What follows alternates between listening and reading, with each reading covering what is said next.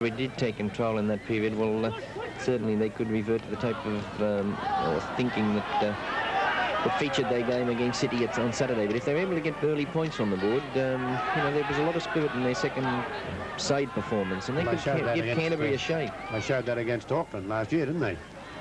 Into the here's a chance for Country. Yes, they're going into score. Number 4 has gone into score. That's John Jarvie after the fullback Neil Eccleston climbed into the back line raid. That's a good try by Combined Country.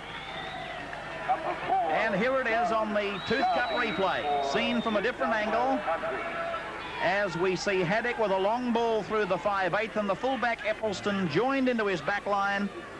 Pomfret clung tenaciously to him, and it's perfectly justified in being in front after the captain of the opposing side gives 2 penalties right under his own goalpost. Sullivan was ankle tap. It was a good step, but it was a good run that's taken him to this point on the field. 15 metres his own side of halfway, and here's Steve Mortimer now, who received some attention, incidentally, while the goal was being taken. Dummy half is Pat English. That's Graham Hughes. 3 men required to pull the second rower down. He's been well and truly spotted tonight, Graham Hughes, but still able to make a break or two. His brother Mark is tackled. I think his return is going to make a big difference to Canterbury Bankstown, Keith. Graham Hughes. He sets a great pattern around the right. That was well. Perfect from Gary Hughes to Cutler to Pomfret. Chris Mortimer's coming up. Cutler's got the pass away. Chris Mortimer gives it back to Gearin. That's a great try. That's a superb Canterbury try. The entertainers of rugby league have done it again. Let's have a look at the ball, and that's what their coach was emphasising, that they do come onto the ball strongly. So the run around between Gary and Steve Mortimer's gone through the gap. He's inside the 22. He picks up the runner, his brother Chris, and he should score. Oh! Evans above. He's chanced the pass. Sullivan's gone in, but it's no try. In fact, the corner marker was taken by Chris Mortimer, and you know who the tackler was? You're right on. Neil Eccleston, the Sydney side. And then every match through May and June will be determining our 1980 quarter-finalists. So it's the Bears versus Queensland Country next Wednesday here at Leichhardt. So in fact, Leichhardt will be graced by the presence of Queensland on Tuesday and Queensland Country on Wednesday.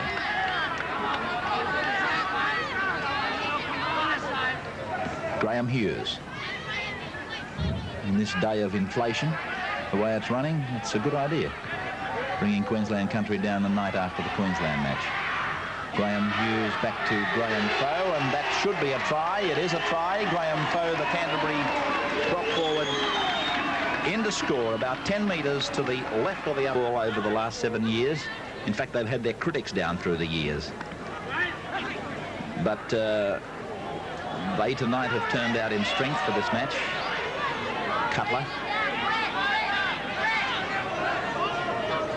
Mortimer. Gary Hughes. And that man is Foe. He's got the taste of a try, and he's given it to Pomfret. Back on the inside, Chris Mortimer. Back it goes to Collis. Coming quickly is Gearin, and he's put it down.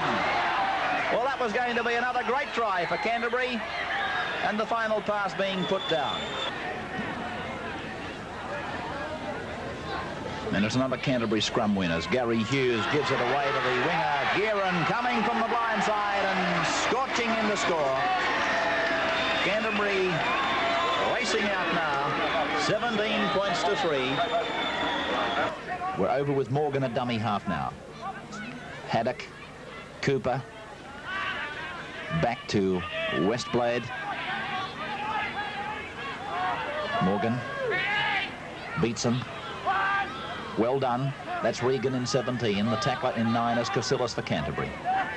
Brockwell is the dummy half. Haddock calling for it. There he is.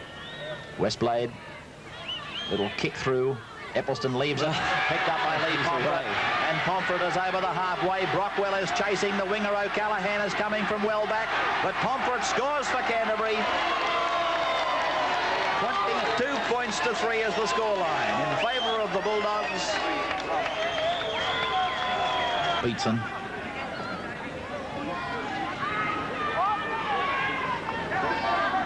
Now Out to play the ball is Paul Graham, very close to the line. Last tackle for Country, fed back to Morgan, the hooker. A long ball, oh, and then a clash of bodies, and Steve Mortimer has it for Canterbury. Gary Hughes. Canterbury have thrown another replacement out there. Well, that's Hunt, I beg your pardon. Gearin, oh, that was a beautiful take by Gearin. How far can he go? He's on the touch line. He can't kick left foot. He puts it down to centre field with the right foot, and it'll race for the ball, and number 14 for Country has it. That's Kevin Cooney, back inside his 22. 16th penalty, is it, for Canterbury?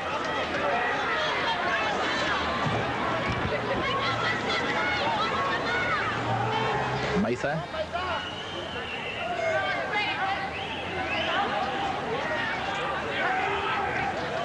Mortimer. Gary Hughes. Oh, that's got to be a... Gee, let it go. I thought it would have been a Shepherd for certain, but this is Malcreevy now, and he's almost slipped through the gap.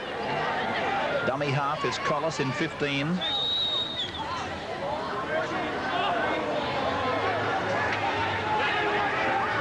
Steve Mortimer coming into the dummy half role.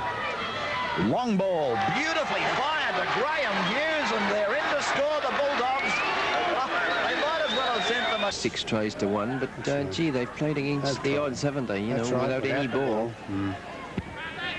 So Gary Hughes goes to ground, and 32 points to 3. I'll run through the points scorers for you as we watch these final seconds.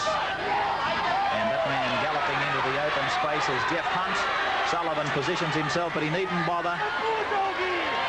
It's easy, says Jeff Hunt. And it's 35 points to 3. Against a Country combined side, you know, bits and pieces in a match such as this.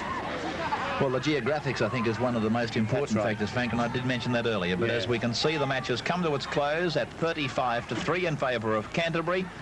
And we'll be back in just a moment.